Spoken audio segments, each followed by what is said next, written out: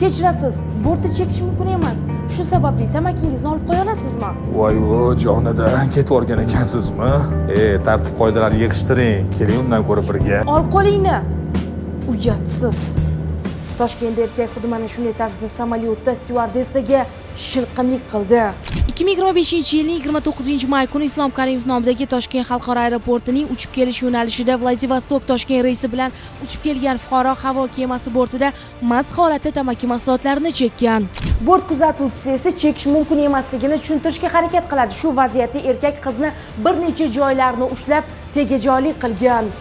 Sud majlisida huquqbuzar qilgan ishini tan olgan va voqea sodir bo'lgan mahalda u mast bo'lganligini qayd etgan. Jinoyat ishlari bo'yicha Sergeli tuman sudi tomonidan styuardessaga tegajog'lik qilgan 1982-yilda tug'ilgan huquqbuzar erkakka ma'muriy javobgarlik to'g'risidagi kodeksning 41-1 moddasi 1-qismida nazarda tutilgan huquqbuzarlikni sodir etganlikda aybli deb topilib, unga 3 sutka ma'muriy qamoq jazosi tayinlandi.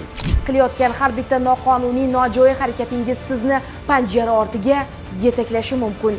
Shunday ekan, yana eslatamiz, har bitta qadamingizni o'ylab bosing.